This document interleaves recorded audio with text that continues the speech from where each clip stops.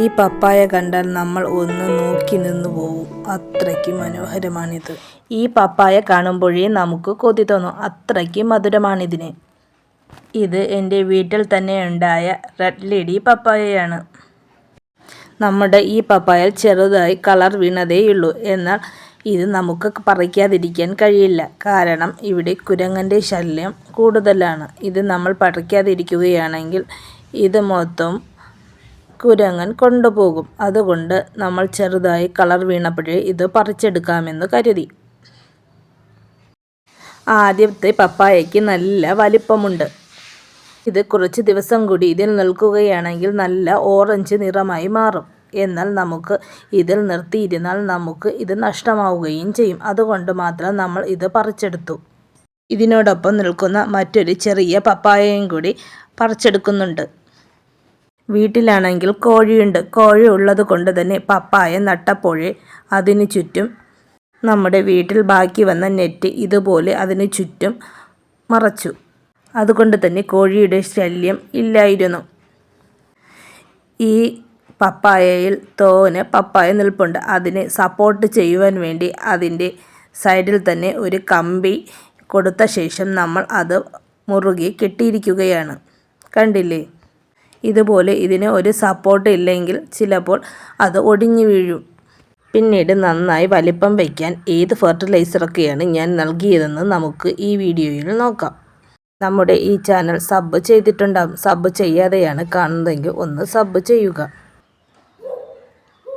ഇത് കോഴിക്കാഷ്ടമാണ്. ഇത്രയും നമ്മൾ കൊടുക്കുന്നില്ല. ഇതിൻ്റെ പകുതി മാത്രം കൊടുക്കുന്നു. ഇതിൻ്റെ ചുവട് ഇളക്കാൻ പറ്റില്ല. അതുകൊണ്ട് തന്നെ ഇതിൻ്റെ ചുറ്റിനും നമ്മൾ ഈ കോഴിക്കാഷ്ടം ഇട്ട് കൊടുക്കുന്നു.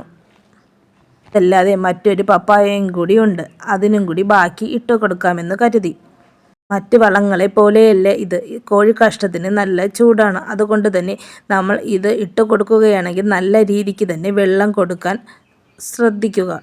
ഇനി നമുക്ക് മറ്റൊരു പപ്പായയുണ്ട്. അതിൻ്റെ ചുറ്റിനും നമ്മൾ മണ്ണ് ഇളക്കി കൊടുത്ത ശേഷമാണ് ഈ വളം ഇട്ട് കൊടുക്കുന്നത്. ഇനി നമുക്ക് കരിയില കൂട്ടിക്കൊടുക്കാം. ഓലയൊക്കെ ഞാൻ ഇതിൻ്റെ കൂട്ടത്തിൽ ഇട്ട് കൊടുക്കുന്നുണ്ട്. ഓല ഇതിൻ്റെ മീതെ ഇട്ട് കൊടുക്കുകയാണെങ്കിൽ കോഴിയൊക്കെ ചകഞ്ഞ് കളയത്തില്ല. ഇതുപോലെ ചെയ്തു കൊടുത്തതിന് ശേഷമാണ് ഇതിൽ പപ്പായ വന്നു തുടങ്ങിയത്. ഒരു പപ്പായ നിൽക്കുന്നത് കണ്ടോ? ഇനി ഇതിൽ ധാരാളം പപ്പായ ഉണ്ടാകും. ഇതുകൂടാതെ മറ്റൊരു വളവും കൂടി ഞാൻ കൊടുക്കുന്നുണ്ട്. മീൻ കഴുകിയ വെള്ളം ആഴ്ചയിലൊരിക്കൽ ഇതിൻ്റെ ചുവട്ടിൽ ഒഴിച്ചു കൊടുക്കാറുണ്ട്. അതും നല്ലൊരു വളമാണ്. ഇത് രണ്ടും കൊടുത്തതിന് ശേഷമാണ് ഇതുപോലെ ശരിക്കും കായ്കളുണ്ടായത്. വീഡിയോയുടെ തുടക്കത്തിൽ നമ്മൾ പറിച്ചു വയ്ക്കുന്നത് കാണിച്ചില്ലേ? ആ പപ്പായയാണിത്. ഇത് പഴുത്തപ്പോഴാണ് മനസ്സിലായത് ഇത് റെഡ് ലേഡിയാണെന്ന്. റെഡ് ലേഡി ആയെന്ന് കരുതി വേഗം മുറിച്ചപ്പോൾ വീഡിയോസ് എടുക്കാൻ മറന്നുപോയി. കുറച്ച് എടുത്തതിന് ശേഷം ബാക്കി ഫ്രിഡ്ജിൽ വെച്ചിട്ടുണ്ടായിരുന്നു. അപ്പോൾ ഞാൻ കരുതി ഇത് നിങ്ങളെ കാണിച്ചു തരാമെന്ന്. നല്ല ഓറഞ്ച് നിറമാണിതിന്. കണ്ടോ? ഇതിൽ ധാരാളം അരികളുമുണ്ട്. ഈ വിത്ത് പാകി നമുക്ക് തൈകൾ ഉണ്ടാക്കാൻ കഴിയും.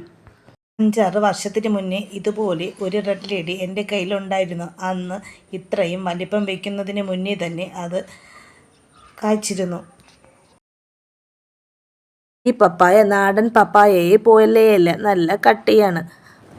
കണ്ടില്ലേ? ഈ പപ്പായ ഞാൻ ജ്യൂസ് അടിച്ചിരുന്നു. പിന്നെ കഴിക്കാനും വെച്ചിട്ടുണ്ട്. ഈ വീഡിയോ നിങ്ങൾക്ക് ഇഷ്ടമായെങ്കിൽ നിങ്ങളുടെ ഫ്രണ്ട്സിനും റിലേറ്റീവ്സിനും കൂടി ഒന്ന് ഷെയർ ചെയ്ത് കൊടുക്കുക. ഈ റെഡ് ലേഡി പപ്പായ നിങ്ങളുടെ കയ്യിലുണ്ടോ? ഒന്ന് കമൻറ്റായി രേഖപ്പെടുത്തുക. ഈ വീഡിയോ നിങ്ങൾക്ക് ഇഷ്ടമായെങ്കിൽ ഒരു ലൈക്കും കൂടി. Thank you.